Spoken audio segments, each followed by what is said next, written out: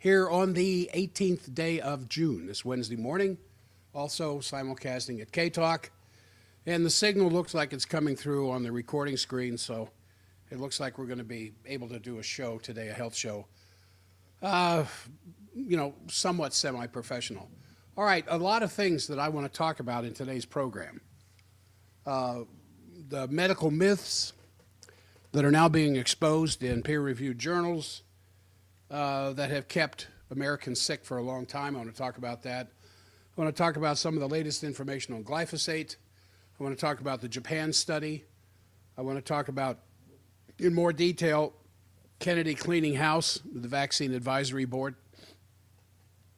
since more and more information has come out about that since I talked about it last week, and a couple other things that we will try to get across to you before the program's over with.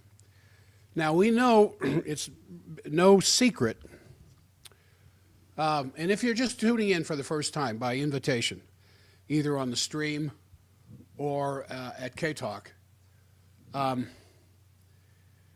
have been doing a health show since March of 1995, which is 30 years. I'm in my 31st year now broadcasting at K-Talk. I mean, that's more than a third of my life, for Pete's sake. And I have covered a myriad of subjects during that period of time. I have podcasts at forbiddendoctor.com, over 200 of them, on almost that many different subjects. You just go to forbiddendoctor.com under education, and it just podcast after podcast. Some of them more than an hour long of detailed information about how you can take care of most of the problems yourself without ever having to leave the house. Also at forbiddendoctor.com is a good record of all of these shows. If you go to youtube.com/Dr. Jack Stockwell, you'll see tons of radio programs that have covered a ton of different medical and health related subjects. This has been my passion for over 3 decades. Well, actually, it's been my passion for 5 decades. And at looking at 75 years old here pretty quick, I'm in my 75th year, I feel pretty good. I sleep good. I feel well. A little tired at the end of the day after I've seen a number of patients. And no, I have not retired and I have no plans on retiring. Maybe cutting back some hours, but really no plans on retiring because what I do is just too much fun. For instance, I saw an 18-month-old baby yesterday. Well, he's not really a baby. Now he's a little boy. But the poor kid has had a really hard time, a real hard time. And his left side was locked up pretty bad. And his head was pulled off to the left. And as he would walk, he looked like he was drunk. And his mother and aunt may be listening this morning. It was wonderful to see you people yesterday. I don't mention names. And he looked very agitated, could hardly settle down, constantly picking for things to chew on and eat. And he's been like this for some time. He was nursed for a while and was on raw milk for a while. But underlying all the things that could have been beneficial for his health was the fact that he was misaligned. It was a firstborn. Firstborns are almost always misaligned until those muscles that surround the birth canal have a chance to stretch out a little bit. The first birth usually has trouble. It doesn't have to, but it usually does. I'm a firstborn. I mean, well, when I look at my neck on an x-ray, I may very well have been misaligned at birth. I have a neck on x-ray that would make any neurosurgeon or any orthopedic surgeon cringe. Yet I'm pain-free. I'm pain-free because my spine is in balance, which is the work that I do in my clinic. So I examined this little boy. I could, with the normal protocol that I go through, and he was just grossly misaligned.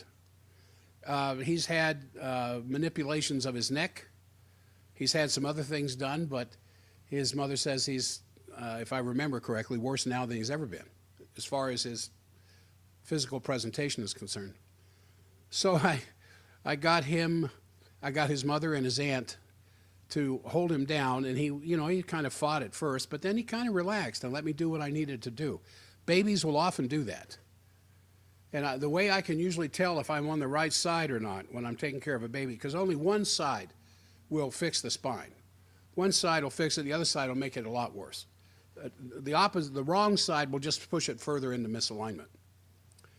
And so they were kind of holding him down, and then after, 2 or 3 attempts, because his neck was locked up really bad. After 2 or 3 attempts, I finally got him and my hand in the right position, and there was this little audible click. His mother and his aunt could hear it, and he didn't go limp, but he loosened up. And all I needed was that one little click. And then when I had done a leg check on him previous, his left leg was pulled up almost a ½ an inch shorter than his right, which is significant for someone 18 months old. Now his legs were even because I know his pelvis leveled. His leg didn't grow, his pelvis leveled. So his legs appeared even. And he got up, started walking around, started moving his left arm, started walking a straight line, and you could see in the countenance in his face that something was different. So I gave his mother a post-correction advice on what to watch for, because nobody sees changes in a baby like Mama sees those changes. And I told her what changes to look for. And his aunt said, well, do we need to schedule him for another visit? And I said, no, you usually don't have to do this one time. If it's done right, you only have to do it once. You don't have to keep putting something back into alignment if it's in alignment. And the best way to tell with a baby or someone 90 years old or older is look at their posture. I mean, if looking at it, you look at them from the side and their head is back on their shoulders, their head essentially is over top of their hips instead of leaning way forward, if they're standing up straight like that. If you look at them straight on and you see their earlobes level and their shoulders level, they're probably in alignment. If they're not in alignment. If the shoulders are out of balance, if the head is tipping or twisted, they're out of alignment. Now, it's not just the physical problems that can be caused by that in the sense of joint or muscle pain. It's the nervous system is compromised to some degree, and something has to pay the price for that. So anyway, that child will never know. That child will never know what happened to him yesterday. In the sense of the benefit, because now he can grow straight and strong. And it's just one of those things I wish I could do for every newborn. We do take care of a lot of babies in the clinic, as word gets around, with torticollis or colicky stuff or sleep problems or just a general sense of irritability, constantly vomiting up their foods. All these things are signs of the spinal misalignment and interference in the nervous system. And so anytime I can get a chance to take care of a baby, I can't wait to do it. But we get babies coming in that are just perfectly okay. And it's usually babies born of mothers that have been under my care for some time. So that during gestation, their spines were in alignment and their nervous systems were working correctly. And so what the baby would get from the mother was just premium nutrition because of their prenatal nutrition and because their nervous systems were balanced. And usually those babies are fine. They're come out just as pink as they can. Hungry for breast milk, can keep it down. Already within 2 weeks, sleeping 4 and 5 hours at night at a time. And their eyes are already starting to lock on the eyes of anybody looking at them by the time they're 2 or 3 weeks old. That's when I know I'm dealing with a healthy baby. And then we check them from time to time. Just, he fell off the counter or he fell off fell out of his high chair or whatever else, and sometimes I have to work on them, sometimes I don't. Sometimes they're still in alignment. That top bone, C1, it's called the atlas because it's holding up the world, isn't even solid bone until a child is 6 years old. When they're born, it's gristle, just a hard piece of gristle that still has to go through what's called ossification. It has to turn into bone.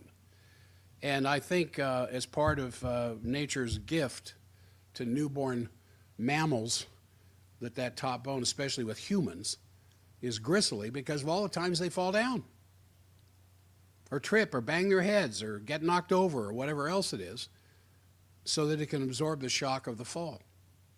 And if the fall isn't too strong or too impactful, then that bone stays in place and they're fine. That bone starts to slip out of place, then they're going to have problems. They're going to have earaches. They're going to have irritability.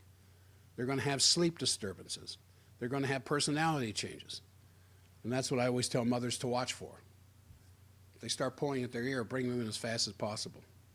All right, I didn't intend on spending that much time on that. I just wanted to mention it because, as I said, I wish I could do this for all newborn babies. So they could all start off with a balanced spine that will grow straight instead of off to the side, and have strong, healthy, resilient nervous systems that control the immune system, incidentally. All right, now we know that, let me get on with some of my subjects here I want to cover at, 18 minutes after the hour. And you're listening to Breaking Health Barriers with Dr. Jack Stockwell. It is at youtube.com/Dr. Jack Stockwell, all one word. And there's a whole battery of health shows there if you want to refer it to somebody else. And those of you who are on the stream, as I look here, and thank you for joining, if you will share. Now, I have some changes coming this weekend. By the programs that I do next week, should be a big difference in appearance and processing, and I will be doing blips, short little pieces that will go to X, will go to YouTube, as well as being dropped onto TikTok, and try and get that going. Just shorter little things on cutting edge subjects. Like this program is going to be 2 hours, but all the stuff that I'm going to cover will take about 2 hours to cover it. So I just want to get on with, I was listening to, there's this famous line in the movie Godfather with Marlon Brando. And it's, the last section of the movie where Brando, before he dies, is meeting with a lot of mob bosses. And the discussion begins with, he just asked the question to all the people sitting around the table, all these gangsters, how did we get to this point? And one of my sources of world information, Scott Ritter, a former nuclear arms inspector and former Marine, asked that question just the other day, talking about this current situation with the Pearl Harbor against Iran and Iran's response, and the fact that there were a mass of missiles that hit Tel Aviv last night and other places in Israel. And it's starting to look like maybe the U.S. is going to get into this, hopefully not. But Ritter is sitting there at his microphone saying, how did we get to this? How did we get to this position? The same thing that Marlon Brando says there in The Godfather. And what I'm saying now is, how did we get to this?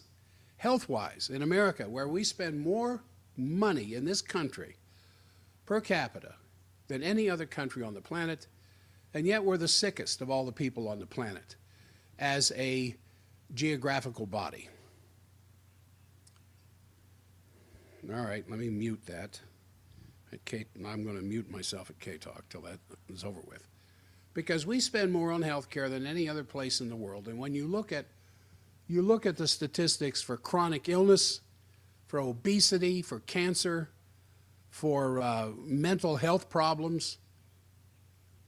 We're way ahead of any other developed country. And so how did we get here? How did we get to this point? Well, who is in charge of health care in this country? And it's not the FDA. It's not the CDC.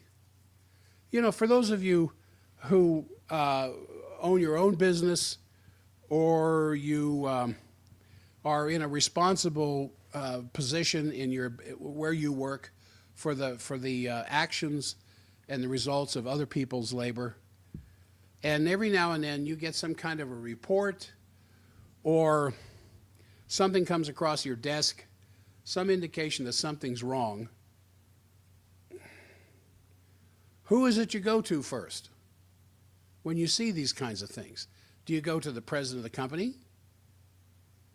Do you go to the controller?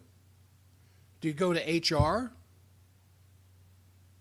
No, you go to the people who have the direct influence over the policies of that particular department that has the issue that has come to your attention that needs some resolve. Well, who do I blame all this on? Well, of course, Big Pharma. Big Pharma has control of medical school curriculums. Big Pharma has control of the FDA and the CDC.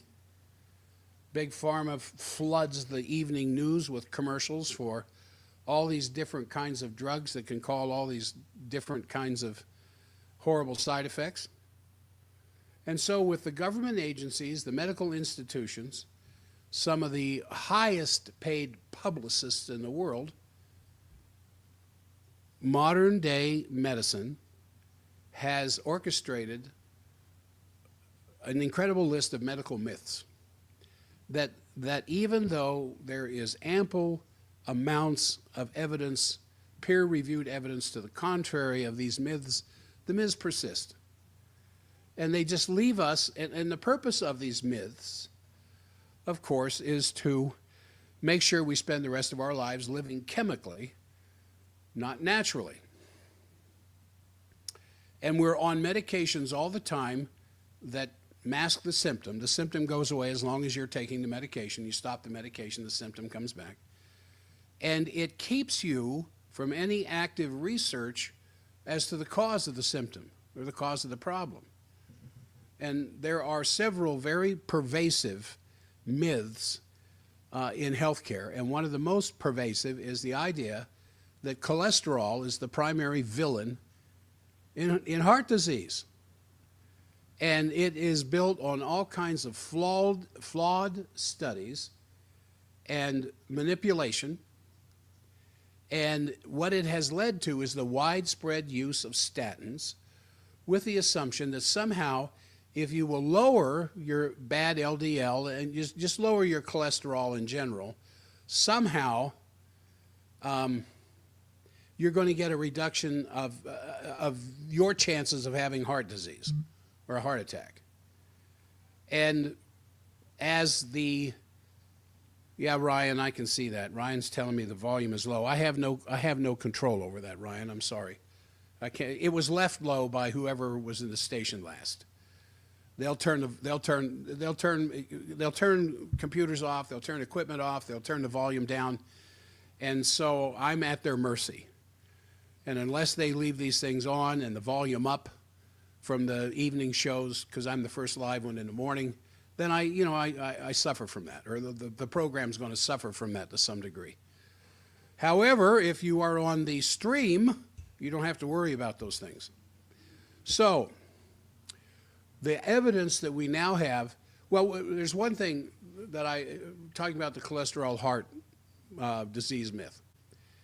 There to this day is still, and I told this to a patient yesterday who was quite surprised, there is still to this day no honest, double-blind, crossover, placebo-controlled study to show that elevated cholesterol has anything to do with heart disease.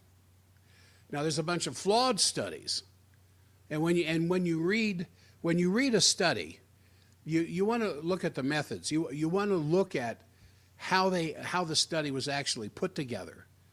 What was how did they control the control, and what were the controls?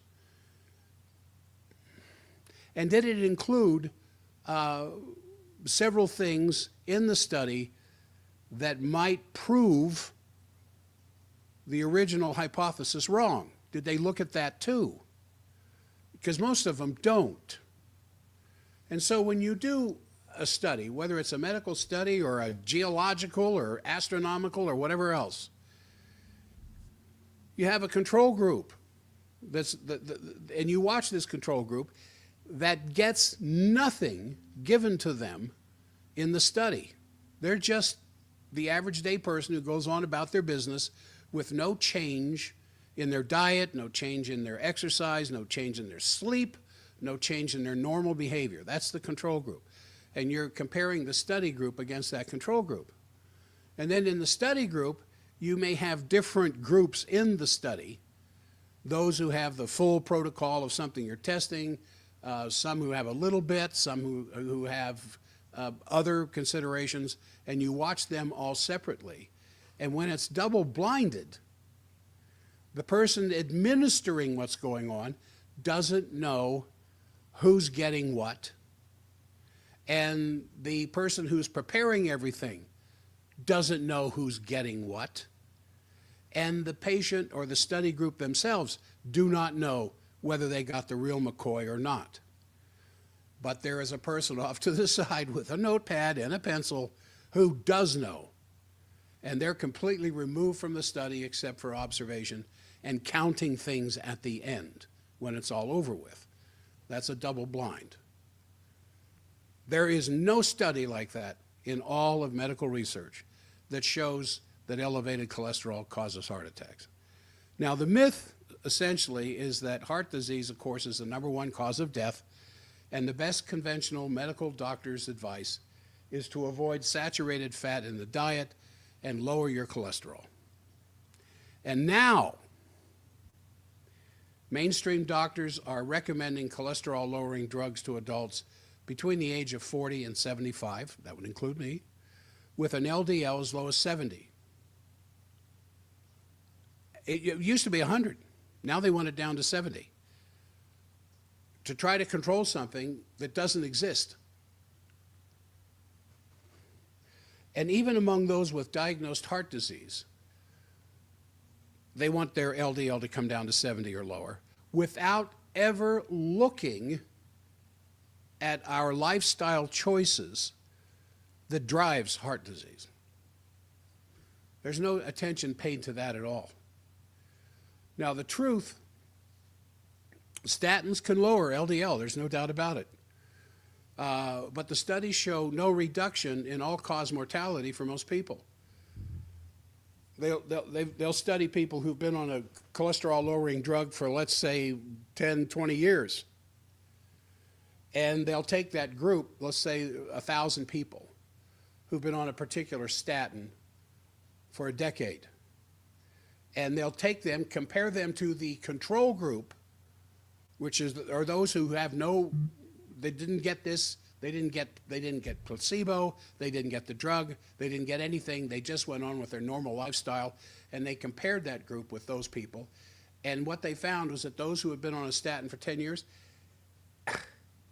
had no less all-cause mortality than those who did not take the drug. In other words, the drug didn't get them to live any longer than those who didn't take the drug. In fact, cholesterol, your body makes cholesterol. It's a vital healing substance in the body. Your hormones are cholesterol-based. The cell membranes, the synapses between nerves, cholesterol-based. The neurotransmitters in the brain are cholesterol-based. And so when we have lower levels of cholesterol, we know now you're going to have low hormone levels. You're more prone to hormonal issues and cognitive decline, because your brain, by dry weight, if you know, on post-mortem, they remove the brain and they dry it out, and they'll do that for studies. They'll dry out the brain and weigh it, more than half of its weight is fat. Because fat is an insulator, but it does an awful lot more. So statins come with some serious side effects: muscle pain, weakness, memory loss, fatigue, erectile dysfunction, that's one of the biggies, and an increased risk of type 2 diabetes. And the statins also deplete CoQ10. It's a protein that is critical for heart and mitochondrial function, especially the mitochondria in the heart. So why does this persist? Why are millions of Americans still taking statins to lower cholesterol while heart disease remains the #1 killer in our country? Now, I want you to consider what I just said. Why, with millions of Americans taking a cholesterol-lowering drug, heart disease is still the #1 killer? And so I always have this question I ask some of these patients when I'm starting with a patient that wants us to help them with their heart problems. And we do it nutritionally. We don't do it with drugs. We do it nutritionally with fantastic results, mind you. And I ask him, what's the #1 killer in America? Heart disease. Who stands over us the most to deal with the problem of heart disease? Who do we look to? Cardiologists. So if there's a particular segment of healthcare that has the greatest control over the biggest cause of death, why would you listen to anything they said?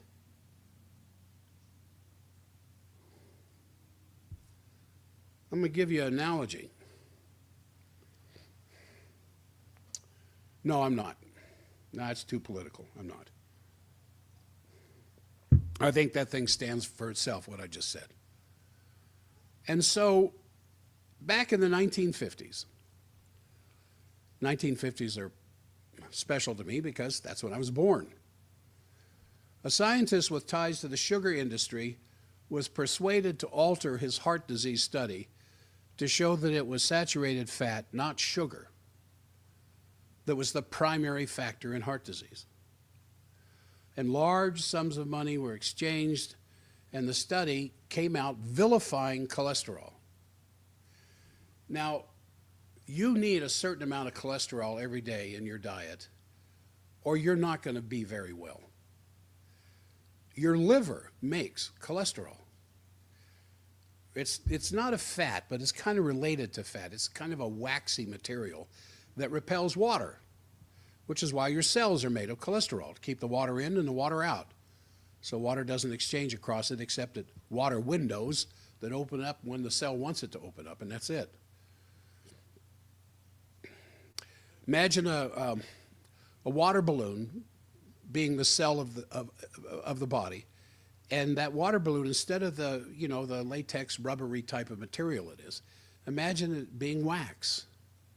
Just wax, candle wax, the wax that's in honeycomb, that kind of stuff.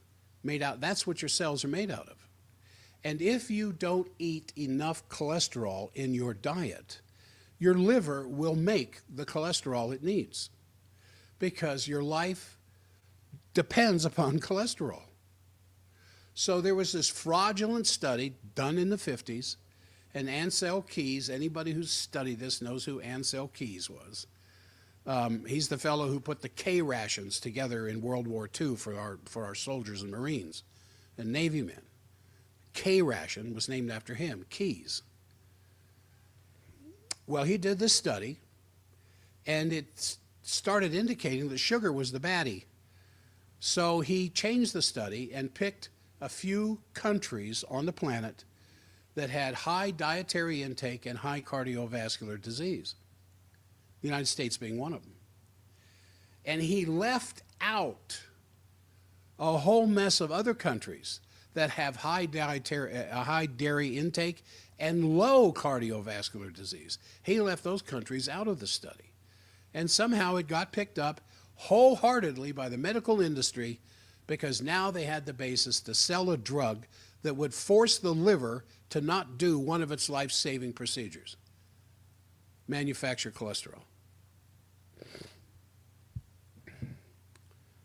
And so they started coming up with all kinds of studies that were very slanted, incomplete, and downright false to show that taking statins would lower cholesterol. Well, statins will lower cholesterol at a high price. Loss of cognitive abilities, hormonal problems, as I said, erectile dysfunction, muscle pain, leading to something called rhabdomyolysis, which is a breakdown of the muscle cells, especially in the long bones, and just all kinds of hell. Now, what we know now to be the truth is that heart disease stems primarily from metabolic dysfunction, the inability of the body to handle the kind of foods that it's getting, mostly non-foods, and the inflammation that that creates, and high glucose and high processed food intake and seed oils. And then if you have a sedentary lifestyle and you smoke and you work in the environment of toxins like hairdressers, then you have the perfect storm that inflames and injures these delicate little blood vessels. And your body will use cholesterol as a Band-Aid to lay down over the lesions in these blood vessels so the lesion can heal underneath, and then the cholesterol disappears, and then you have a healthy vessel. That happens only if you stopped what was causing the unhealthy vessel to begin with. If you don't, then the cholesterol gets thicker, calcium gets involved, and then you have plaquing, and then you have atherosclerosis, and then you have some serious heart disease problems that were not brought on because you didn't have enough statins in your bloodstream, but because of lifestyle choices. So if you will prioritize a nutrient-dense, whole food, low-carb diet with exercise and healthy lifestyles and getting back out into nature and walking barefoot in the grass, these are the studies that have been done, especially by foreign countries, that show that have a tremendous ability to decrease heart disease. And so rather than trying to monitor cholesterol levels, you want to monitor your blood sugar levels. A1C is a bigger indicator of the potential of heart disease than cholesterol levels are. Then the other myth, well, there's several myths, but another myth that I want to mention is the cancer myth. Now, the myth is that we don't know what causes cancer, and we have no control because of the genes, environment, lifestyle, conventional medical treatment is, as I was talking to a patient last week who they found a tiny little itty-bitty nodule in her breast. And so they want her to go through 5 days. They did not an autopsy, a biopsy, and it was questionable. So they want her to do 5 days of heavy radiation therapy. So she came to me for advice on what to do. And I told her, I am compelled by state law to tell you to follow your oncologist's advice. I'm not an oncologist. I don't treat cancer. I don't diagnose cancer. I certainly don't treat it. I offer nutritional support if you ask for it, but I don't treat cancer, and so I'm compelled by law. I can lose my license if I told you something contrary. And so I told her why she should do it, and then I told her why she might not want to do it in the sense of research places to go look and then make up her own mind. Own it. If you're going to get cancer or radiation therapy, I want you to own the radiation therapy. If you're not going to do it, then I want you to own not doing it. And so you do the radiation. If that doesn't take care of the problem, then you're going to do surgery that could lead to a mastectomy. Now, I doubt in her case, but in many other cases it would. Now, the truth is, cancer treatment, not disease, not cancer disease itself, but the treatment of cancer disease is a multi-billion-dollar industry. The last numbers I saw, 22, 23, I don't think I've seen 2024 yet, but almost $1 trillion. There's like $800 or $900 billion that the cancer treatment industry generates. And a projected annual growth rate of about 15% up through 2032.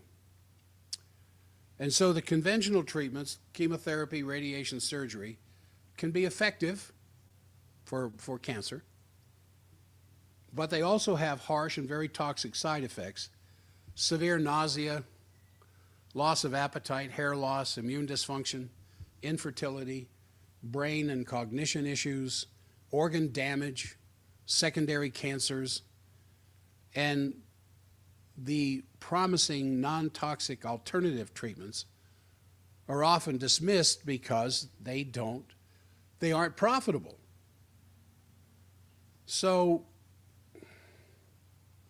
people who have cancer, who come to me, and I tell them, well, if I'll give you my opinion on this, but not in the sense of treatment. I'm just giving you my opinion. There are all kinds of treatments out there that have been found to be very, very effective for cancer, especially the enzyme treatment that's been around since the 1880s. It even got rid of Michael Landon's cancer. It got rid of Steve, his lung cancer. Bullet. Got rid of his lung cancer, and they did well, and they were recovering until their friends told them, oh, you're stupid to do that. How can you believe such nonsense? And the pressure of their friends, they gave it up and went back to medical treatment, and both died. And one of the leading pioneers of the enzyme treatment, Dr. Nicholas Gonzalez, who had a practice in Manhattan, when Michael Landon was sent to him because of his cancer, Michael Landon didn't like his office. He thought it wasn't doctorish enough. And so he didn't stay with the program and died. And so there's repurposed medications. What they're finding out, interestingly enough, ivermectin and fenbendazole have shown great anti-cancer properties. The inhibition of tumor growth, the cancer, slowing down the angiogenesis, the formation of blood vessels to feed the cancer, or even cancer cell proliferation. And these emerging therapies are not voodoo. They're not fringe science. They represent a greater move toward evidence-based medicine. What works, what doesn't work? So how are you going to go up against a multi-billion-dollar industry?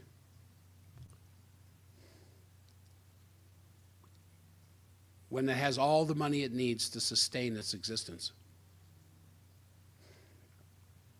And I've always maintained that medicine is usually anywhere from 40 to 50 years behind their own research. They have plenty of peer-reviewed research to show the dangers of the current methodologies used to deal with cancer. But they don't talk to the patient about changing their lifestyle habits that created the cancer. Now, another myth is the blood pressure myth, and I've talked about this several times on my program. Most hypertension is diagnosed as something meaning essential hypertension.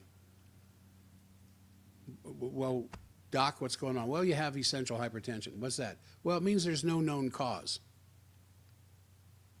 There's no known cause, but we have things we want you to do about it.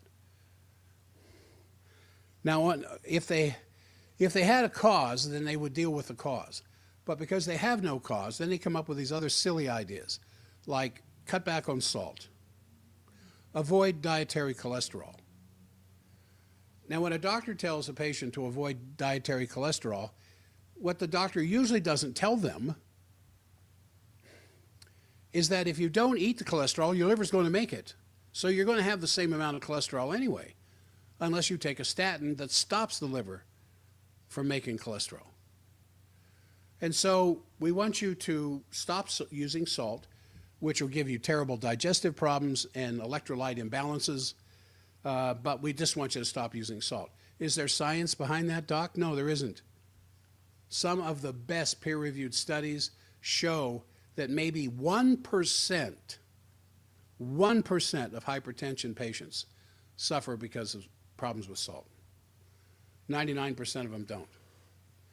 In fact, there are people who increase their salt intake and notice their blood pressure goes down because it helps to better auto-regulate the relationship between sodium, potassium, and other minerals involved. Excuse me.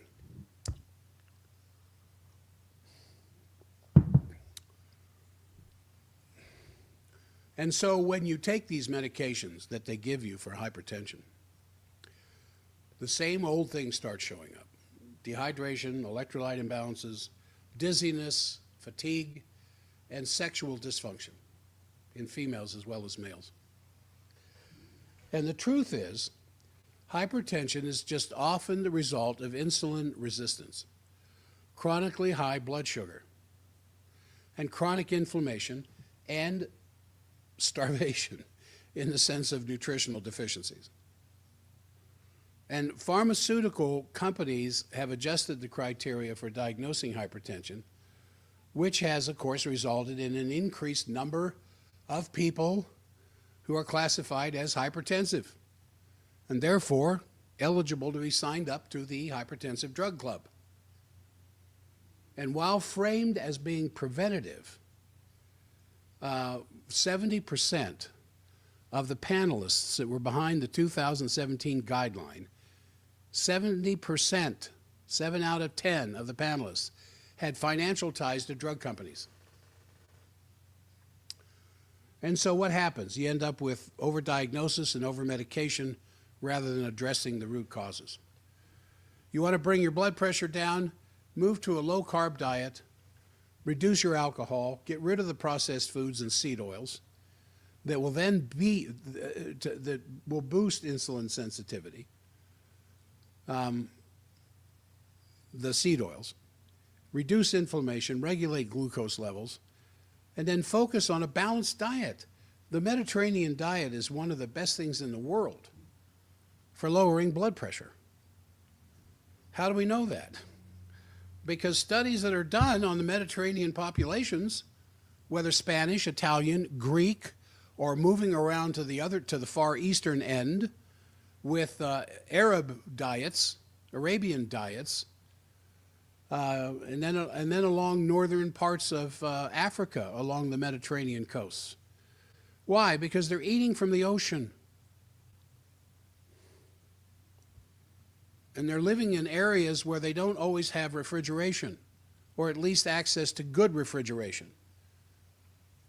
And so what they eat is what they harvested. And this is the thing that so impressed me about Spain when I was there in September of last year for my son's wedding. Whether it didn't make any difference what restaurant we went to, whether it was breakfast, lunch, or dinner. I felt like I was eating from a farmer's market because the stuff they were serving was what was harvested the day before, the night before, or the day of. And it arrived at the restaurant that day.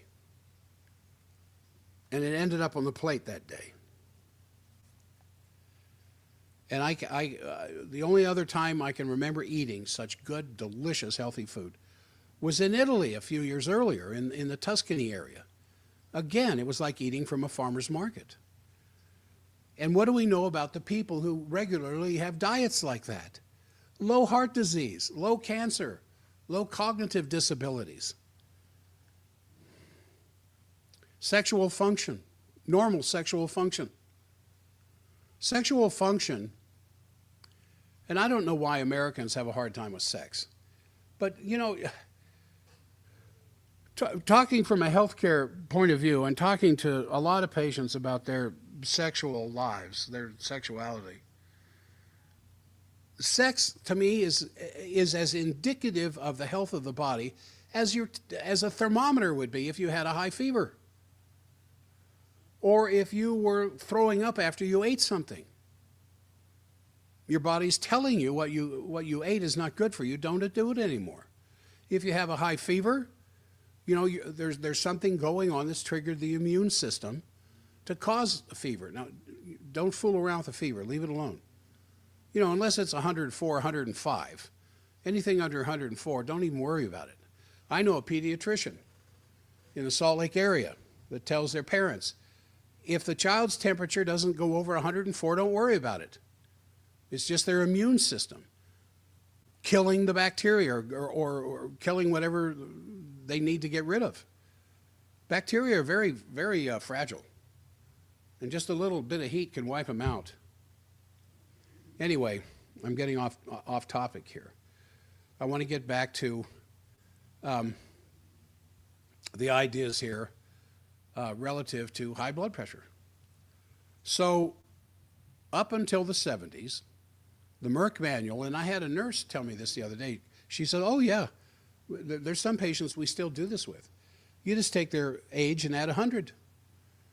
And that should be the systolic number, the high number. The systolic is where your ventricles are contracting, and then that's the blood pressure with the beat of the heart. And then the lower number, the diastolic, is the blood pressure inside the system when the heart isn't beating, between the lub and the dub. You got lub-dub, then it rests. That's the diastolic period. That's when the low number shows up. What's the pressure in the system when the heart isn't beating? What's the pressure in the system when the heart is beating? And so for the high number, the systolic, take your age and add 100. That was in the Merck manual up until the late 70s. And it turns out that most people my age, 60s, 70s, 80s, their blood pressure is their age plus 100 or less. Well, you can't sell blood pressure drugs to people with normal blood pressure. So you had to start bringing those numbers down lower and lower and lower. And then 120 over 80 was the standard for a long time. And now they want it under 120. The industry does, not science. Science, that's not science. It's the industry that wants those numbers lower. So if I have a patient who is 75, and they ask me, well, what would be normal for me? And I would tell them, I want you to research this. I know you're paying me for my advice and my consultation with you. But I am not here to pontificate what you should or shouldn't be doing in your life. I'm here to give you advice. And of course, as you all know, the word doctor comes from a Latin that means teacher. So I want to teach you something about your body. And there's tremendous sources on the internet of what normal blood pressure should be for whatever age group. And I want you to start there. However, the Merck manual was kind of the Bible of medical treatment to a certain degree. And it said, add 100 to your age. Now, what about the lower number? Because there is really good, peer-reviewed, double-blind, controlled, placebo-controlled studies that show the lower number is more important than the higher number. Now, if the higher number gets up around 200, there's a crisis and you need some emergency intervention. But the lower number, you could have say, if somebody came into me with a blood pressure of 150, my age, 150, 160, over 82, I would tell them, go home and go back to sleep. Don't worry about it. But if it was 150, 160 over 110, now we got a problem. Your resting blood pressure is too high. Well, doc, what am I going to do? Well, you're going to go on a low-carb diet. I don't want your carbs over 60 grams per day. Stop drinking alcohol. Well, I don't drink alcohol. Well, good. Stop drinking soft drinks. Avoid processed foods. Get all the seed oils out of your life. And eat organic. Organic vegetables, organic fruit. And get the crunchy vegetables into your life. Not, when I say vegetables, you know, I'm not talking about mashed potatoes and corn on the cob. When I'm talking about vegetables, I'm talking about root vegetables, a good organic sweet potato, that kind of stuff, broccoli, organic cauliflower, organic asparagus, these things that have sugar in them, but the sugar is released slowly. And they're great fiber. And this is what the people around the Mediterranean eat all the time, who have extremely normal blood pressure, low cancer rates, low heart disease rates. All right, now we're going to go to, I want to get to the osteoporosis myth too. That's another one. And then if I have time, I want to get into the menopause hormone replacement therapy, especially postmenopausal. I'm already taking way too much time because of all the other things I want to talk to you about. But we're going to, K-Talk's going to go to break. Now, those of you who are on the stream, I will continue. I want to get into the osteoporosis myth for those of you on the stream while we keep talking. So, and then we'll go for there. Now, I've got other stuff I want to talk about. I want to talk about glyphosate, the latest stuff on that, and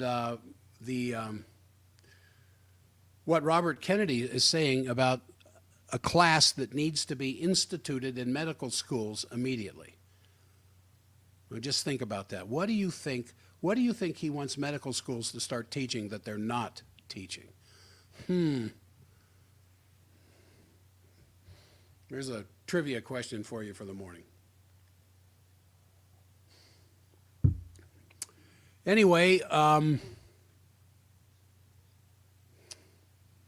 then there's, and the Japan study. Oh my goodness, the study that was just published in Japan on COVID vaccines. Absolutely scary.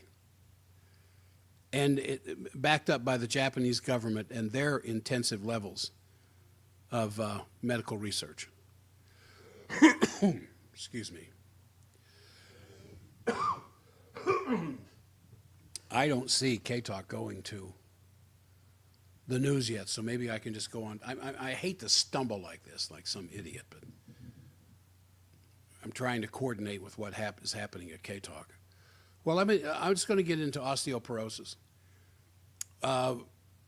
Ladies, because they have it more than men, are told when they do that DEXA scan, and it shows that their bone density is less than an 18-year-old girl's bone density, that there's something wrong. And they're told that osteoporosis is a normal part of aging. The older you get, the less bone mass you have. And women are more so prone to this than men. And so they're told, women are told in response to eat more foods with calcium and to take calcium supplements. And then they're told, on top of all of that, to take medication like bisphosphonates, like, there it is, like Fosamax or Boniva to increase bone density. Now, the truth, osteoporosis is the result of lower hormone levels post-menopause, high levels of inflammation, and a lack, and this is the most important one, a lack of load-bearing stress on the bones. Sedentary lifestyle. I have patients who when they come in, they bring their knitting with them, or their crochet or whatever else, and they'll sit there, and I talk to them about this. What do you do at home? Oh, I just this, you know, watching TV, whatever. You're sitting in a chair knitting, yeah.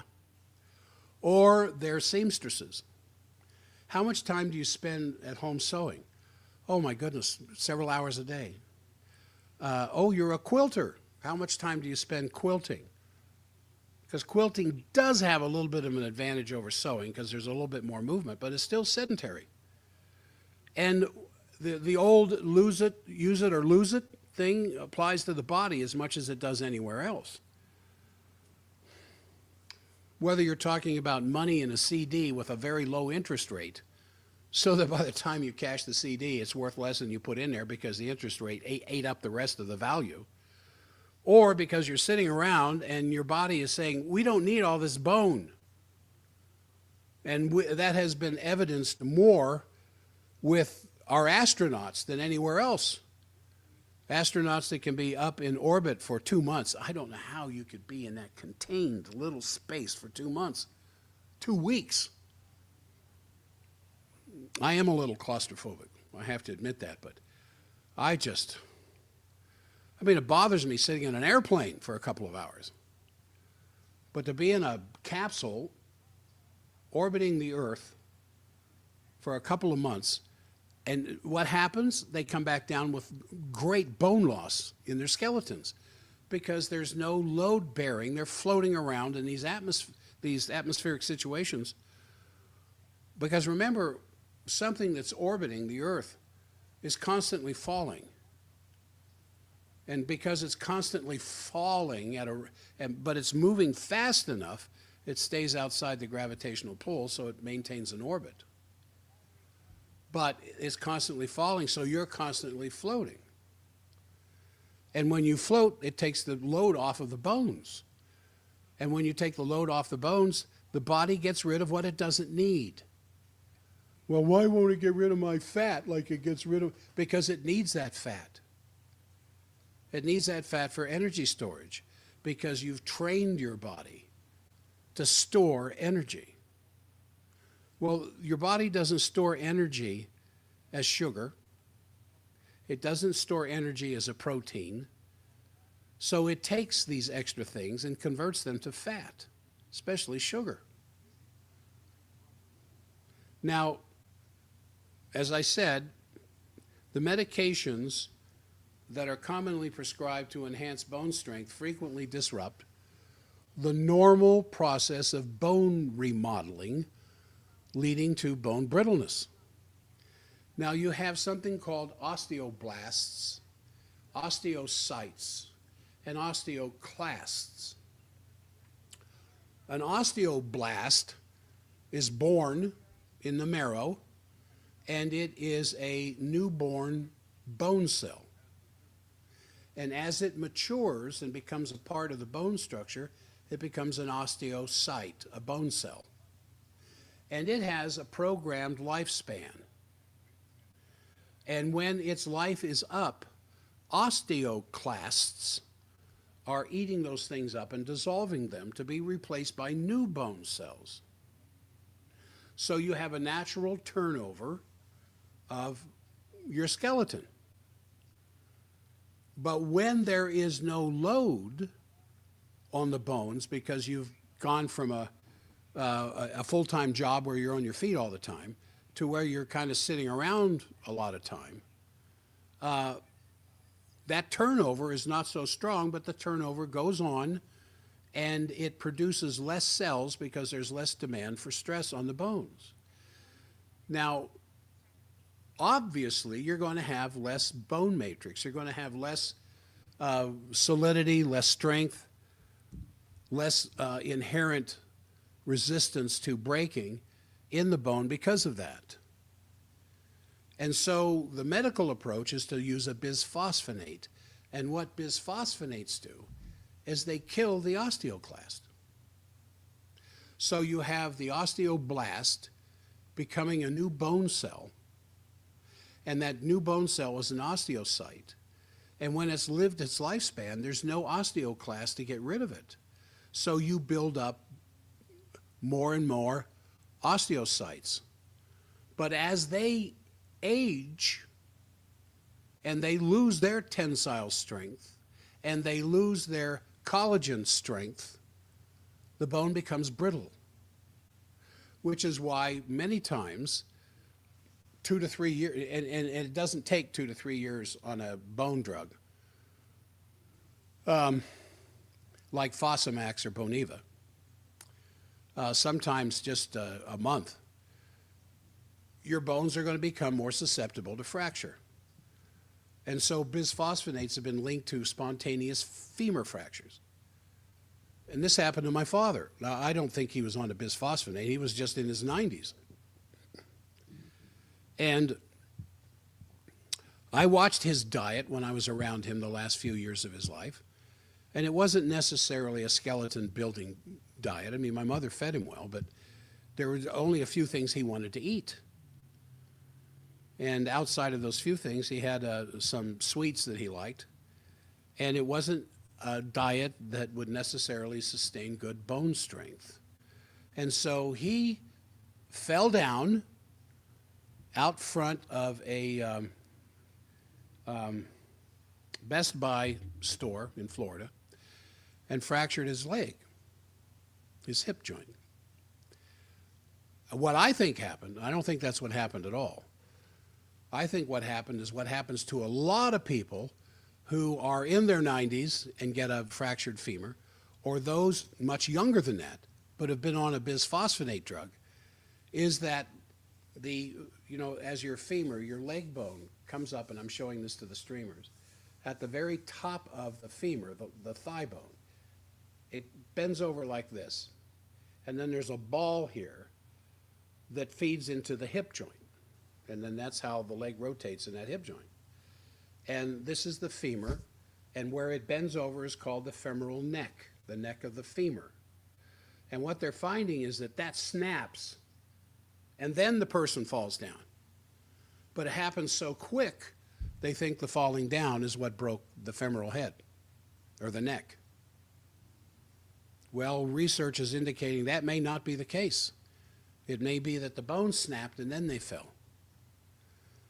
We're finding that with people who are on bisphosphonates, as well as jaw necrosis, the dying of bone cells in the jawbone, gastrointestinal damage, higher rates of esophageal cancer, and without load-bearing activity, bones will weaken, regardless of how good your diet is. You could be the king of the Mediterranean diet. You could be the king of the carnivore or the keto diet, or the queen, whatever. And if you don't put a load on the bones, they're going to weaken. So, what do I do with my patients who are diagnosed with osteoporosis? Calcifood, calcifood, calcifood, calcifood. Sunshine, trace minerals. That was the little thing. I started off my program talking about this 18-month-old child I took care of yesterday with just surprising changes immediately after the correction to his twisted spine. And I said, he needs sunshine. And his mother goes, oh, he loves the sun. And I said, well, we don't want him sunburned, but we don't want him slathered with sun-blocking chemicals either, because that hurts the liver. But get him as much sun as he can, short of burning. And, if I ever see him again, I want to see him nice and tanned. If you administer sunshine to you in your life, you can't get enough sun. I'm absolutely convinced of that. It's one of the most healing powers on the planet. Not only does it make plants grow, it will make you grow. Just what it does to the mitochondria, what it does to the nervous system, what it does to your bones, to your digestive system, your immune system. To the point where there are those who say, well, we came from the sun. And as Cosmos, looks like I need more RNA in my diet. That we are star stuff. We are made of the stuff of stars. Well, that's, physically speaking, that's certainly true enough. The elements that make up our physical body came from the stars. I don't have any problem with that. But I do have some supplements for our osteoporosis patients, but mainly calcifood. Calcifood is all the raw bone material, the bones, the discs, the cartilage, the tendons, the ligaments that have been purified, dried, powdered, and put into tablets. And supplementing with vitamin D, food-based vitamin D. Remember, vitamin D only comes from food. I mean animals. Like vitamin A, vitamin D, they only come from animal sources. So whatever vitamin D supplement you get, you want to make sure it's not that synthetic stuff. How do I know what the synthetic stuff is? Well, if you read the bottle, it's going to say cholecalciferol. And then there's this little hunting experience you can do in the grocery store. Go to the grocery store and go to where they have the small rodent poisons. Almost every grocery store has, you know, the mouse traps, things like that. But they also have the poisons. And you don't see mouse and rat poison with warfarin in it anymore, because it would cause hemorrhaging in these animals, and we didn't want them to suffer and bleed to death internally and die behind the wall, or die under the cabinet and start stinking the place up. So they changed it to cholecalciferol. So while you're in the grocery store, you get a bottle of D3, and it'll say on the label cholecalciferol, and then you get a bottle of mouse poison, an active ingredient, cholecalciferol, because synthetic vitamin D3 causes hardening of the kidneys. So these animals end up dying of kidney disease rather than bleeding to death. Somehow that's more humane. All right, now I was going to talk about the hormone replacement. The idea that once you go through menopause and come out the other side, your hormones, I used to call them female hormones,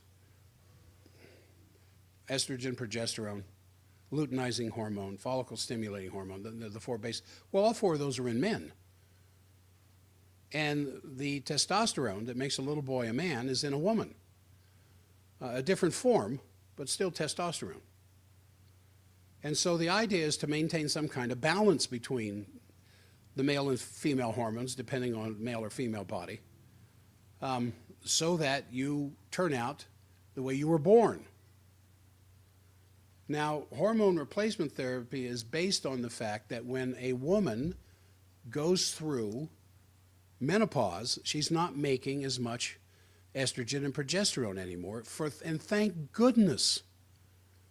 If she was still making the same amount of estrogen, she would still be ovulating. And if she was sexually active, like most women past menopause are, she'd still be having babies in her 50s and 60s. And most women don't want to do that, let alone dad. So nature drops the estrogen level in a woman below the ovulatory signal. So she doesn't lay an egg anymore. She doesn't ovulate. But she still needs that estrogen as she's moving into just the absolute golden glow stage of her life as a lover, as a wife, as a partner, as a grandmother, still maintaining that beautiful womanliness about her. Now, the medical myth is that, oh no, when those levels get down, we got to get you on a hormone replacement therapy right away. And we know beyond argument that is absolutely dangerous because it causes breast cancer. Estrogen causes growth development, stimulates growth, just like testosterone does, but estrogen even more so. If you had a little boy and his estrogen levels were out of order, he's going to grow breasts. He's going to have stunted male parts. And he'll grow breasts. And his muscles won't develop as strong as they should. But you take a little girl and give her estrogen, it's going to turn her into a woman. Because it stimulates the growth of estrogen receptor sites in the body. the female reproductive organs and breast tissue and other places on the body that are stimulated by the growth of or the presence of estrogen that gives that curvy, womanly appearance. And you want that to continue. But you don't want it to continue after menopause to the same level it developed you into a woman from a little androgynous girl before secondary sexual characteristics, puberty. So bioidentical hormone replacement therapy initiated within, 10 years of menopause, has reduced, but I don't, the risks of Alzheimer's, osteoporosis, heart disease, depression, but the most important thing is diet and lifestyle strategies that keep the sugar levels low, that keep the gut healthy, that helps the liver to continue to detoxify extra hormones, especially estrogen. And again, plenty of sun, exercise, clean water, good relationships, and walking barefoot in the grass. I talk about that all the time, to just download all those electrical charges. So the common thread running through all of these serious health issues is that diet and lifestyle modifications can either improve the health profile of your body or worsen it. And there is no golden pill here. It's not, like Wonka's Chocolate Factory, where everybody's looking for that golden pass in their chocolate bar. There is no golden miracle cure for any of those things I just talked about, because all of these things, whether it's heart disease, or it's high blood pressure, or it's cancer, or it's osteoporosis, is the result of a long period of starvation. In other words, your very, very important strategic areas of metabolic balance in the human body require certain food elements. And if they don't get it, these things don't work correctly. And they begin to break down. Just as you had a $200,000 car and you never changed the oil. After a while, it's going to break down, regardless of how much it costs to begin with. And so, when you deal with a medical model that is built on profit and not prevention, it's time to start questioning the story that goes around these things. And true health isn't found in a bottle. It's in the vitality of the soil. And if there's no vitality in the soil, there's no vitality in the bottle. In other words, if you're taking supplements, read where that stuff came from. If it didn't come from the soil, it's just stimulating drugs, synthetics. And it's found in self-empowering to get up off the couch and move around, because movement is life. The less movement you have in your life, the more stiff the joints become. If you don't take joints through their natural range of motion, you're going to lose that natural range of motion. Because the body constantly is adapting to the stressors placed upon it, or the dietary choices or changes or things like that. We have a lot of cardiology patients. I'm not a cardiologist. I don't treat heart disease, but I feed the heart. And the dramatic changes we see take place in a heart sound recorder just by a few dietary changes, I believe, in my heart of hearts, could stop 99% of all heart attacks. But it's hard to get people to change. It's hard to get people to be, because you've got this dynamic inside you that's the result of a few good food choices that keeps you going until those systems just run out of energy. And then all of a sudden you can't get off the couch. You can't get out of bed. You can't stand up straight. You can't have a good bowel movement. You can't pee when you want to. You can't have sex anymore. But up to that point, you struggled somewhat, but now you're suffering from years and decades of malnutrition, where you have tried to cure the results of malnutrition with drugs. Oh, we have a drug for that. Well, doc, I can't get erect anymore. Oh, we have a drug for that. Doc, I can't have a good bowel movement. Oh, we have a drug for that. Doc, I can't walk across the room without chest pain. Or it seems like I'm constantly fighting to get my lungs full of air. Oh, we have a drug for that. Rather than going to the foundational cause of all these problems, lifestyle choices, dietary being the primary one, exposure to environmental toxins. You know, I just installed a new filter on my shower head to filter out chlorine, because I don't want to bathe in chlorine. No, that's a simple little thing. It costs less than $30. Just went to Amazon and searched for chlorine filter. And it works fine. And it's a wand. You can take it down. And, you know, I prefer showering with a wand instead of just a stationary shower head. And it has a built-in filter that takes out chlorine. And I tested it. I went to a swimming pool supply store and got these little test strips for free chlorine. And I took a glass of water from the tap, and there's chlorine in it. And I took a glass of water from the shower head, and there's no chlorine in it. So I know it's working. You don't need chlorine. You need chloride, a salt of chlorine gas, but that's different. You can't have stomach acid without chlorine, but you don't need chlorine gas on your body. All right, I think I belabored that point. We've got the interest of several men now with Jack's Pack for Men's Health. A fellow asked me the other day, he says, how fast does this stuff work? And I said, well, how fast do dietary changes work?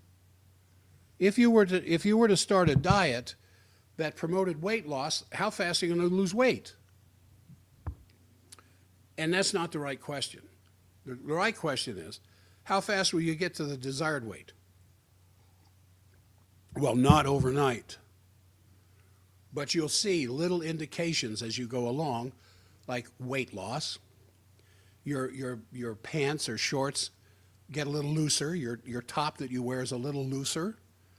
You notice the belt position that you've had holding up your pants for the last 30 years seems to be a little looser, not ready to move to the next notch yet, but looser. Your watch band on your wrist is a little looser. You just notice little things like this taking place. Well, how fast is this going to get sexual interest back into my life if I take Jack's Pack for Men? A little bit at a time. It's not overnight because there's no drugs involved. It's just food. Food that feeds the male hormone aspect of being a man. And, you know, I think Jack's Pack for the heart is far more important than Jack's Pack for your sex life by a long shot. But what's selling? We're selling far more Jack's Pack for men's sexual health than we are the heart or the brain or digestion or immune system or any of these other things. I don't know why I'm laughing at it. Because I think sex is funny. I think there could have been a totally different way of human reproduction than the sexes that we have. And there's just so much easier ways I think it could have been done. But no, I think this is part of God's humor. This is part of God's sense of humor to have created sex. Look at me laughing because of these conversations I have with patients from time to time about sex.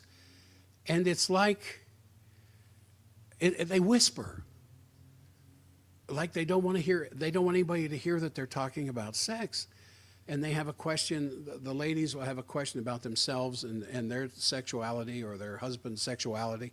And they start whispering like they're in some cathedral or temple or something, and they don't want their voice to be too loud because because we're uncomfortable with our own sexuality. Absolutely, we're uncomfortable with sex because it was beat into us that sex is dirty and sex is nasty.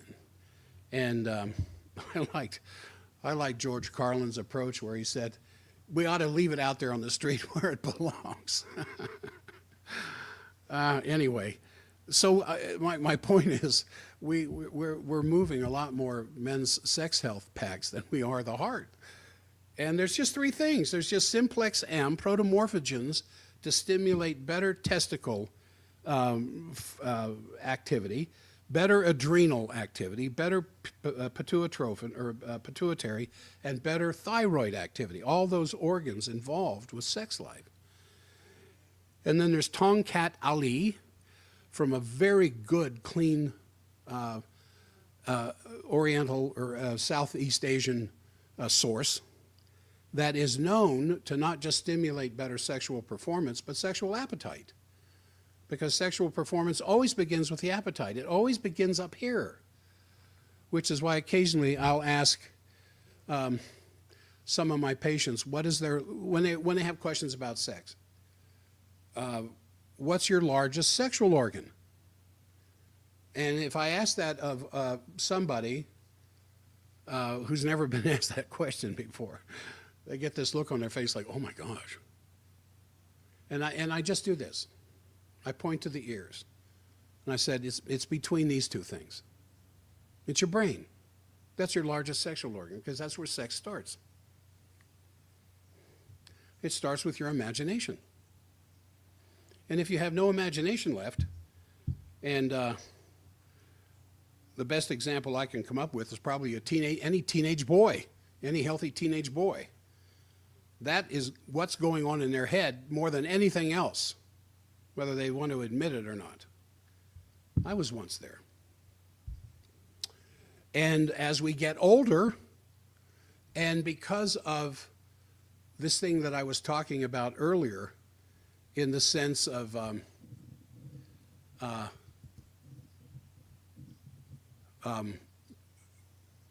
slow building loss of necessary food ingredients through essentially starvation.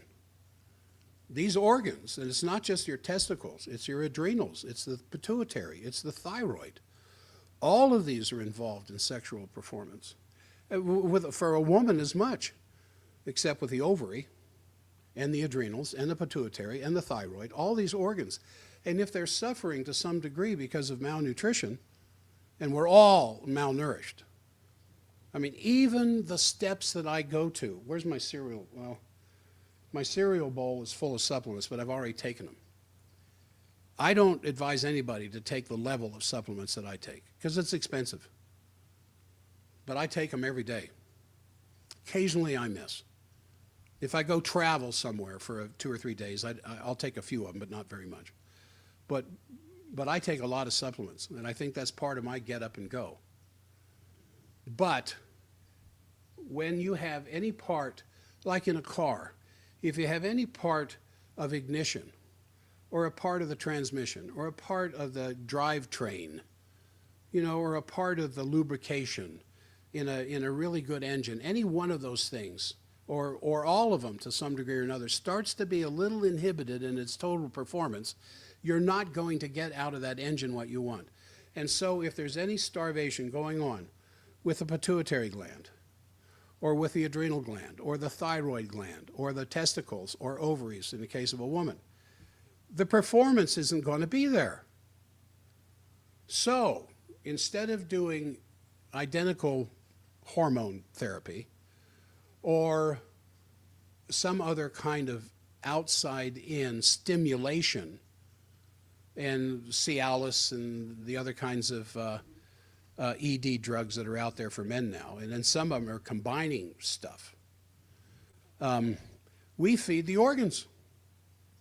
Give the organs the food that they've been lacking for a decade or two and watch what they're capable of doing without outside intervention.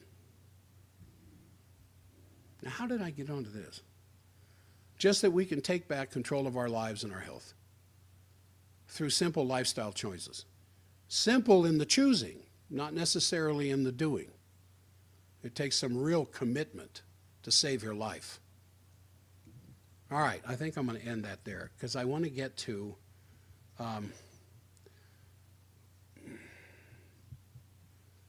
what Kennedy is saying about medical schools. And this just came out, and this is really good. I haven't seen anything he's done except for one thing that I didn't like.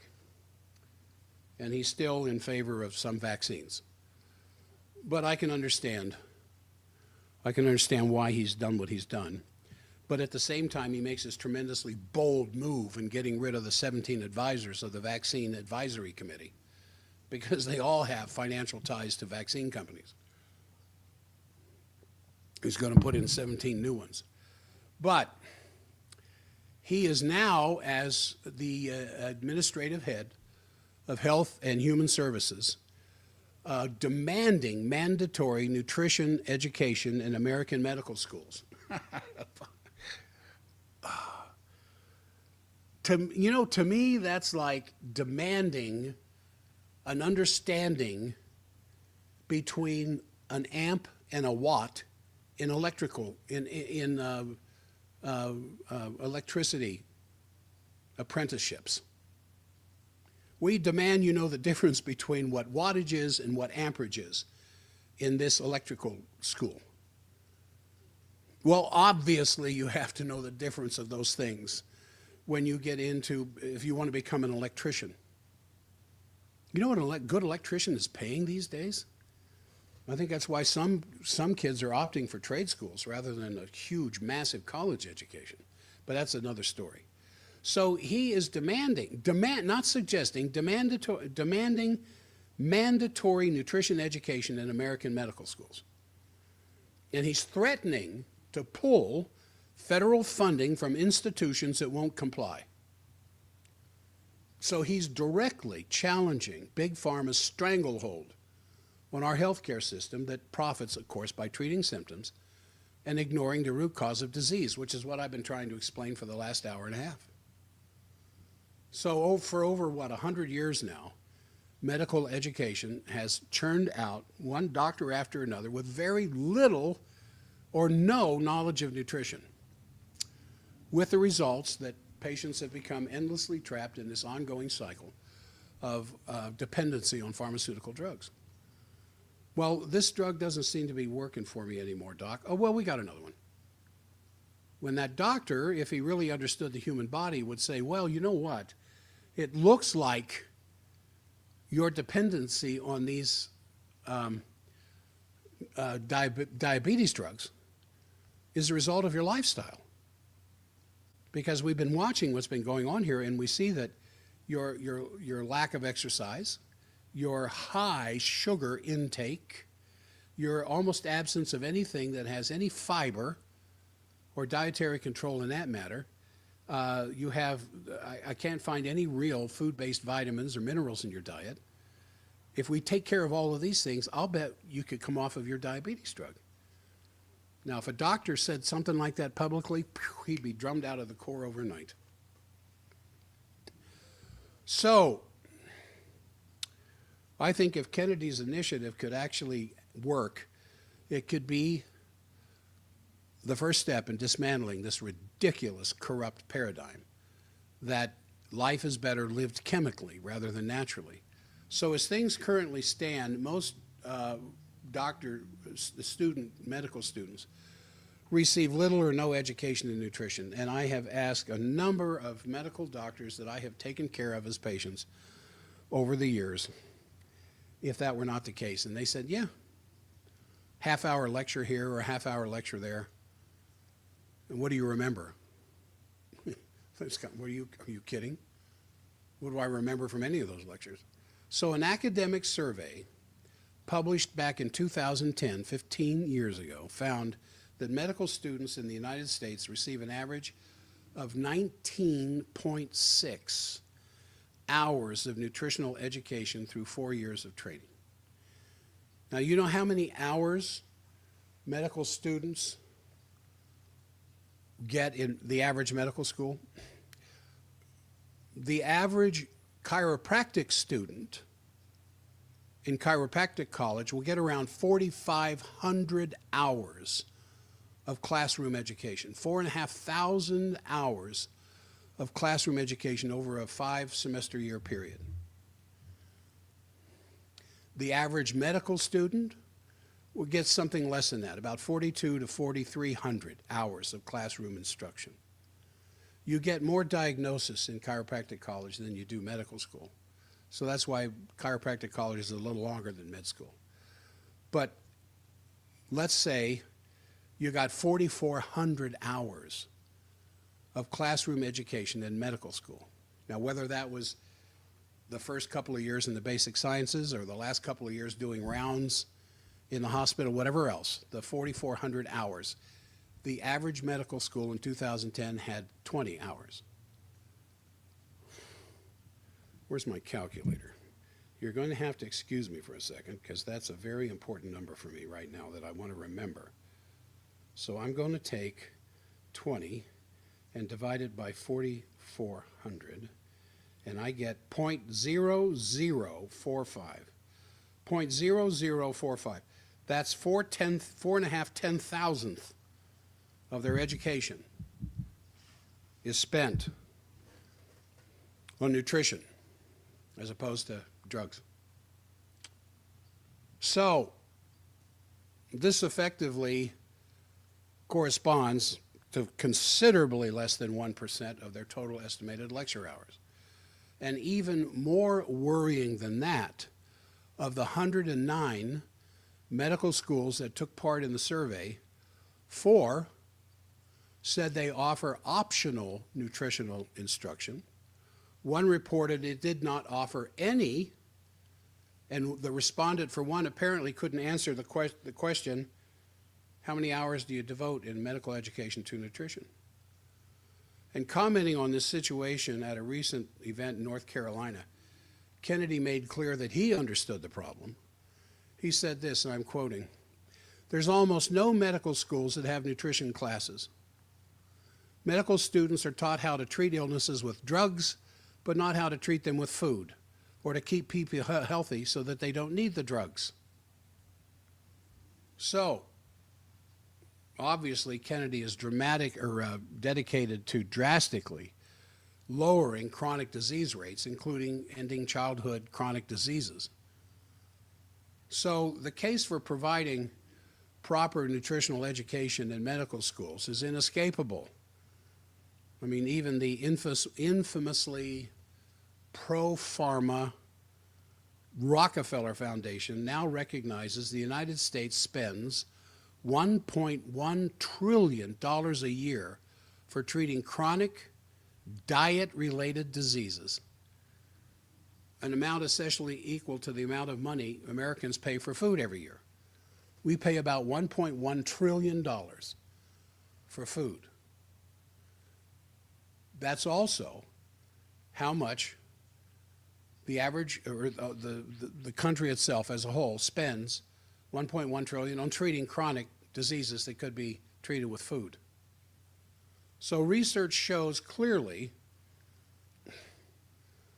that these kinds of diets, moving more natural, more plant rather than processed plant, more clean meats rather than commercial meats, could help reduce the global burden of diabetes.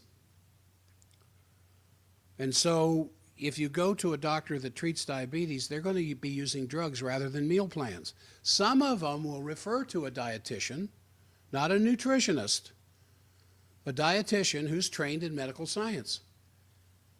And I've seen these diets recommended by a dietitian. Who puts the meals together in the hospital? You know, a doctor, because of a particular patient's problems that's admitted to the hospital, might make meal recommendations. Sometimes it's vitally important, sometimes it's not all that important. But the dietitian is the one who will put, according to the doctor's orders, the kind of food that is going to show up on your dinner plate when it's delivered to your room. And I've seen these things. Jell-O? white dinner buns with margarine blends, fruit juice, some kind of a little piece of cake or some kind of a snack. That dietitian should be drummed out of the Corps if that dietitian put a plate like that together on a hospital plate. I mean, it's like cafeteria stuff. And the greatest fear of the CEOs like Borla with Pfizer and the industry's largest shareholders is that an empowered, properly educated doctor who actually started prescribing fruit, clean meat, vegetables, deep sea fish, and nutritional supplements to their patients would threaten the viability of this $1.5 trillion a year global drug market. And Kennedy's threat to withhold funding is thus you don't see government muscle like this in which would actually be beneficial to an American, especially forcing American medical schools to prioritize the patient over pharma profits. And while the stakes couldn't be higher, the road isn't going to be easy because pharma's influence runs very deep. And it's not just the doctors who are on big pharma's payroll. It's Congress. But Kennedy wants to play hardball, and he wants to use federal funding as a leverage. When do you see somebody standing up for the rights of human beings in our federal government using money as a leverage? And if he succeeds, we might finally see the beginning of a healthcare system that values health over greed. Until then, the pharma industry, of course, is going to be fighting to keep doctors in the dark, patients on their drugs. And the idea that you could feel better by eating better as a continuing myth of the way wacko voodoo doctors like this chiropractor. You gotta love it. Okay, what do we got here? Now, this study out of Japan, I want to hit this. Just the data speaks for itself. This 3 to 4 month spike is impossible to ignore. What spike, you ask? Good question. It's comparing the vaccinated with the unvaccinated. There was this COVID, and this happened in Japan. And you know, Japan is much more vaccine aware than we are here in this country. And a COVID vaccine database covering 18 million civilians has just been released for the first time. Is that a good population group to look at, 18 million people? And after reviewing the data, a top professor in Japan who was part of this study said this: the more doses you get, the sooner you're likely to die, referring to the COVID vaccine. Now, on June 15th, today's the 18th, a group of very brave Japanese truth seekers did what their government wouldn't do. They released a bombshell broadcast exposing vaccine data from over 18 million people. Now, you know, there are some countries that seem to have a greater appreciation for freedom of speech than we do in this country. Freedom of speech in this country is rapidly disappearing, especially on college campuses. One place that's very surprising to me is Israel. Israel has a great expression of freedom of speech. There are two newspapers, the Times of Israel, the Jerusalem Post and Haaretz, two Israeli publications that just eviscerate the government and what the government is doing. And yet they publish every day. They just badmouth Netanyahu left and right, exposing the fact that this war's got to go on or he's going to end up in jail for other reasons. And it gets published every day without censorship. Japan is another country that has freedom of the press and freedom of speech, more so than we do here.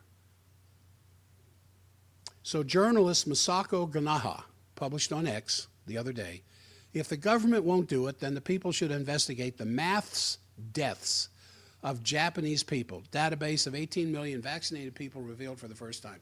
So the video featured a member of the House of Representatives, Kazuhiro Haraguchi, and Dr. Yasufumi Murakami, and the Information Disclosure Request team. And so Dr. Yasufumi Murakami isn't just some fringe voice. He's the respected professor at Tokyo University of Science, where he serves as vice director of the Research Center for RNA Science. He holds a Doctor of Pharmaceutical Science from the University of Tokyo. He's authored over 100 scientific publications. And when the data went public, then things got deeply unsettling in Japan. Dr. Murakami's conclusion was very blunt, and this was broadcast on X. He said this: the more doses you get, the sooner you are likely to die within a shorter period of time. Now, according to Dr. Murakami, there was no noticeable spike in deaths among the unvaccinated. See, they had a control group. And during that same 3 to 4 month period, and the 3 to 4 month period is not a particular time in question, it's 3 to 4 months after boosters. And the more boosters, the greater your chance of dying in that 3 to 4 month period following the last booster. But he said, whenever at any time period we looked at the unvaccinated, they didn't have these boosts in all-cause mortality. So he said a significant peak forms at 3 to 4 months, and pointing to the vaccine as the likely cause. It's probably due to vaccine's influence with adverse reactions occurring leading to death. Now, the peak in deaths did not occur immediately after the vaccination, the last booster. It appears 3 to 4 months later. And he said non-vaccinated people never experience a peak in deaths. That's how life insurance, annuity program, or not annuity, actuarial design is put together. When you have people who die at a certain rate, you can build life insurance programs around that where the life insurance company can make money off of it, even though they got to pay death benefits when somebody dies. But when you have someone throw you in a curveball that changes the actuarial design, then you have something you can't depend on, and insurance companies can go broke. Now remember what aspect of our society, of a job that takes place in our culture that was the first to scream about the vaccines. And it came out of England. You remember the profession? Yes, the morticians. And the morticians said, we've got a bunch of these people dying in age groups where they shouldn't be dying. And when we put in the embalming fluids, there's these long, stringy white things showing up in the blood vessels. Now, that's enough of that. I don't want to go into that any further. What's the second industry that started to scream when the vaccines started showing up? Yeah, the life insurance industry. We've got all these people dying years before they should be dying. What's going on here? We never saw this before. Oh, they're vaccinated. So the title of this study, number of days from final vaccination to death and number of deaths. And this note shows up in the study: as the number of vaccine doses increases, the peak in deaths appears sooner. And then I'm looking at this chart in Japanese, and I can't show it to you. Before long, I will be able to show this on the stream, these kinds of things when they come up. Big changes this weekend. But what stood out the most was a steep spike in deaths of vaccinated people after the third dose. When's the third dose? Well, Pfizer and Moderna required 2 injections, couple of weeks apart, a couple of months apart, whatever. And then the third dose was the first booster. That's who they looked at. Not people with 4 and 5 and 6 boosters, or 8 like President Biden said he had, but had 3 shots. And they found a tremendous increase in sudden death 3 to 4 months after the booster.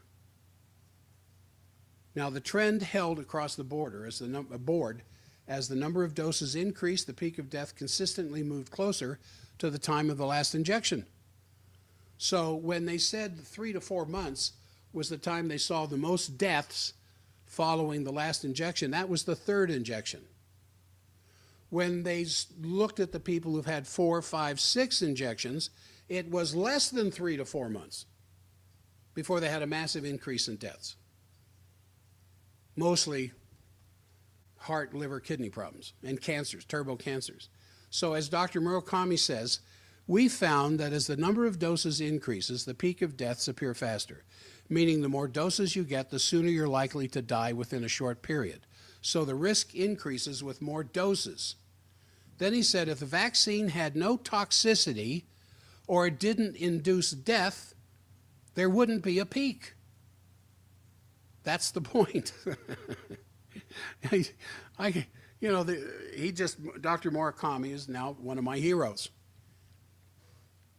He said, this is a key discovery. The more doses, the more peak shifts, indicating that the toxicity accumulates. The toxicity overlaps, and the more doses you receive, the faster people die. And while this data is truly alarming, I mean, it comes as no surprise to anyone who's been paying attention. There's simply no excuse for these shots to still be on the market. And yet they're still actively promoted by the CDC as safe and effective for COVID.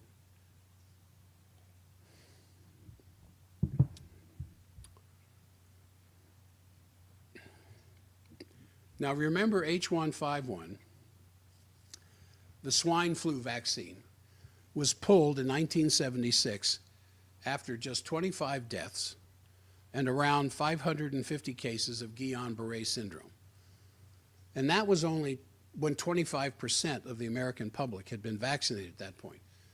And I often point out that famous picture of President Ford kind of bending forward and pulling down the back of his pants to show a portion of his right butt cheek as they were giving him the H1N1 shot in the Oval Office in the White House as a promotion for the vaccine. Once the CDC found out 25 people had died from it and 550 cases of Guillain-Barré, which is this horrible paralysis, they pulled the drug from the market. Ultimately, 53 deaths were linked to that program, and the government not only shut it down, but issued apologies and compensation to the victims. And as Peter McCullough stated in a video, it's unacceptable to have anyone take an injection electively and die. It's absolutely unacceptable. It's not something that our country has ever thought was okay to do.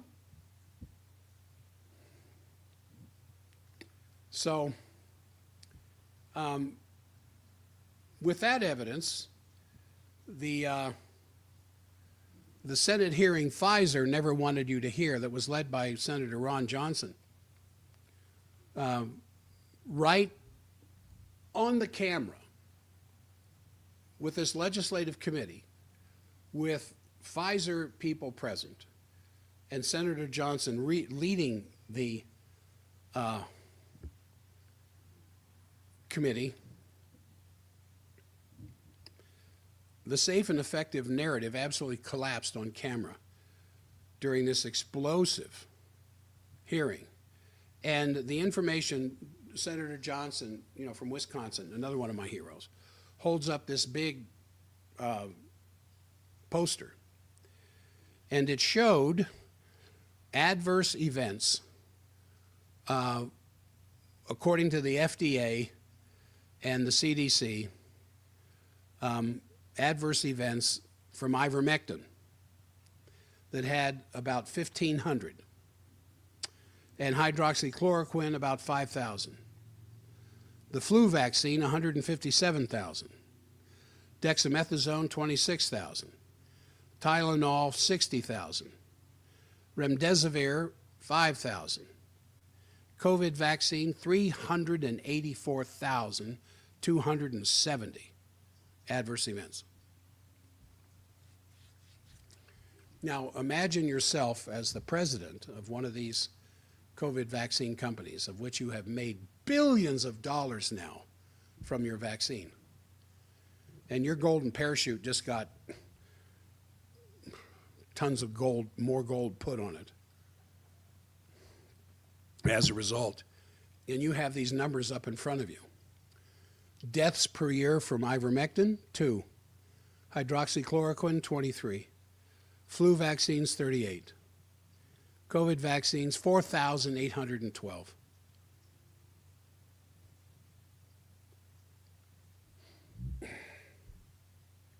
Well, there it is.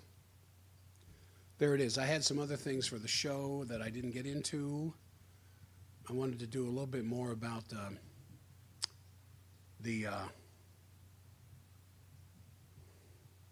glyphosate. I wanted to get into that. There's not a whole lot of time, but glyphosate, in a landmark study that just came out, the carcinogenic effects, it's published in Environmental Health, published 10th of June, so just a week ago. The title is Carcinogenic Effects of Long-Term Exposure from Prenatal Life to Glyphosate and Glyphosate-Based Herbicides in Sprague Dolly rats. They're a particular kind of rat that is created in the lab, that they do cancer studies. And over 10 cancers have been linked to what are considered safe glyphosate doses, safe as determined by the EPA.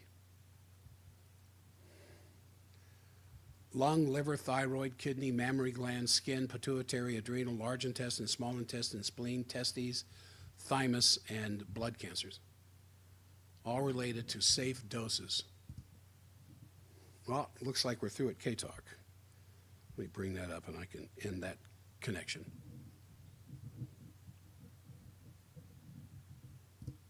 And for those on the stream, if